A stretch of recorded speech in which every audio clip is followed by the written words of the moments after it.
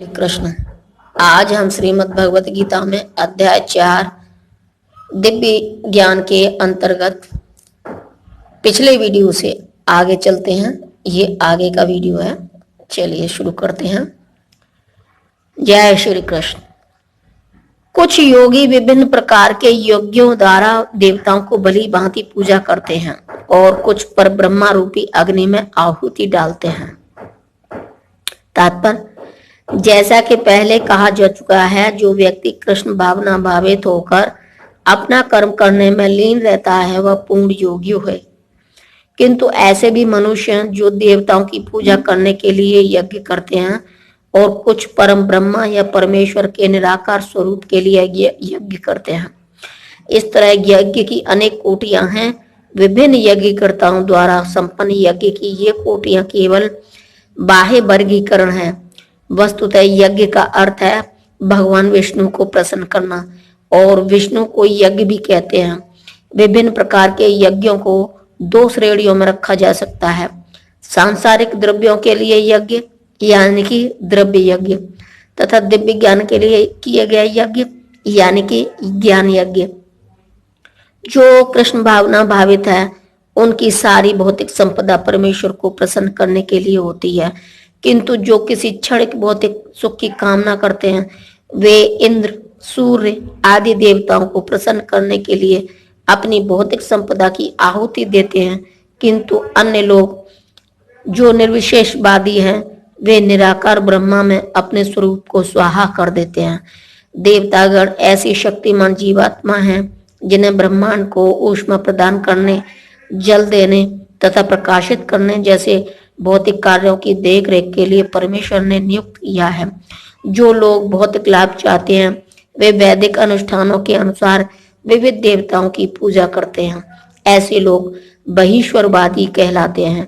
किंतु जो लोग परम सत्य के निर्गुण स्वरूप की पूजा करते हैं और जो देवताओं के स्वरूपों को अनित्य मानते हैं वे ब्रह्मा की अग्नि में अपने आप को ही आहुति दे देते हैं और इस प्रकार ब्रह्मा के अस्तित्व में अपने अस्तित्व को समाप्त कर देते हैं। ऐसे निर्विशेषवादी परमेश्वर की दिव्य प्रकृति को समझने के लिए दार्शनिक चिंतन में अपना सारा समय लगाते हैं। दूसरे शब्दों में सकाम कर्मों, भौतिक सुख के लिए अपनी भौतिक संपत्ति का यजन करते हैं, किंतु निर्विशेषवादी पर ब्रह्मा में लीन होने के लिए अपनी भौतिक उपाधियों का यजन करते हैं। निर्विशेषवादी के लिए यज्ञाग्नि ही पर ब्रह्मा है जिसमें आत्म स्वरूप का विलय ही आहुति है। किंतु अर्जुन जैसा कृष्ण भावना भावित व्यक्ति कृष्ण को प्रसन्न करने के लिए सर्वस्व अर्पित कर देता है। इस तरह उसकी सारी भौतिक संपत्ति के साथ साथ आत्म स्वरूप भी कृष्ण के लिए अर्पित हो जाता है। वह परम योगी है, किंतु उसका पृथक स्वरूप नष्ट नहीं होता।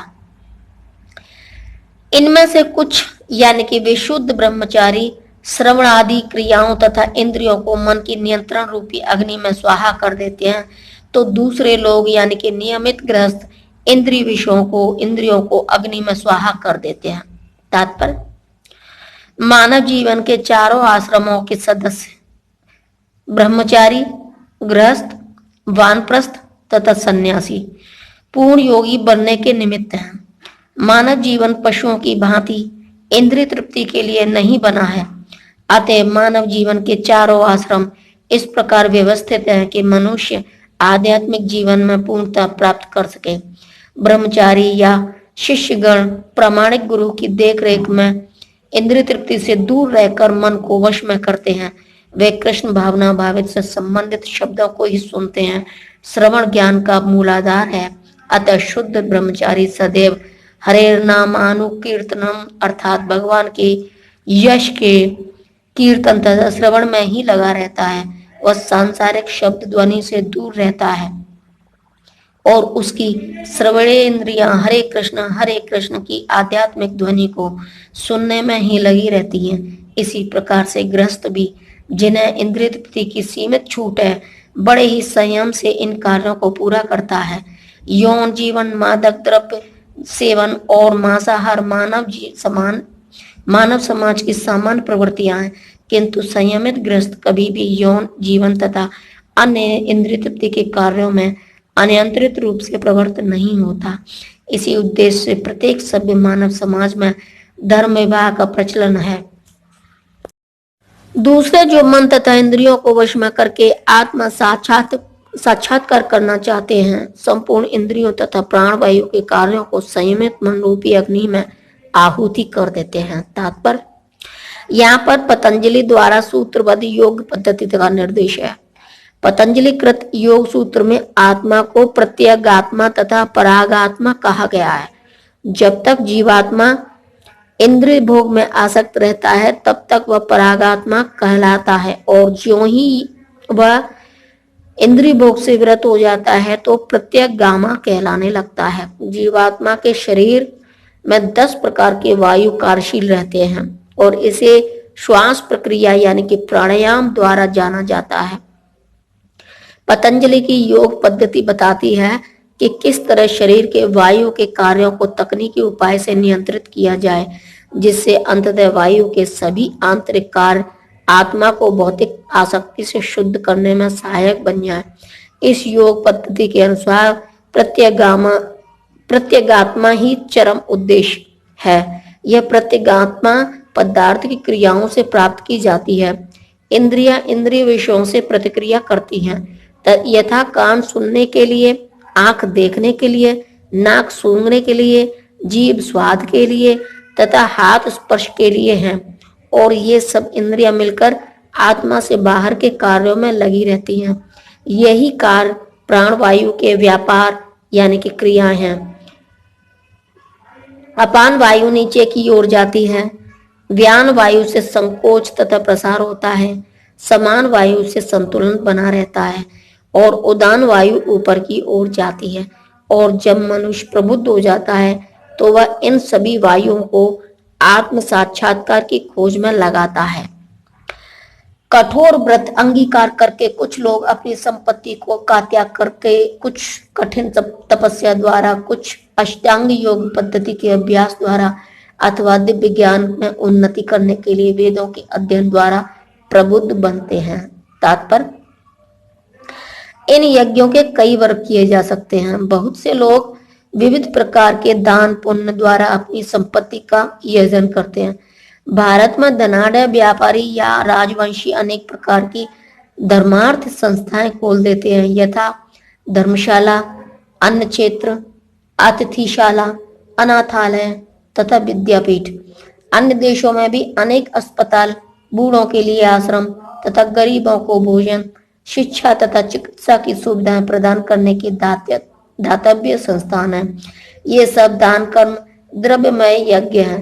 अन्य लोग जीवन में उन्नति करने अथवा उच्च लोकों में जाने के लिए चंद्रायन तथा चातुर्मास जैसे विविध तप करते हैं।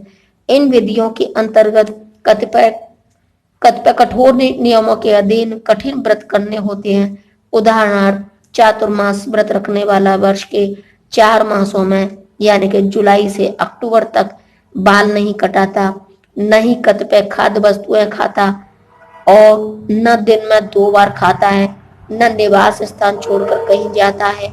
जीवन के सुखों का ऐसा परित्याग तपोमय यज्ञ कहलाता है।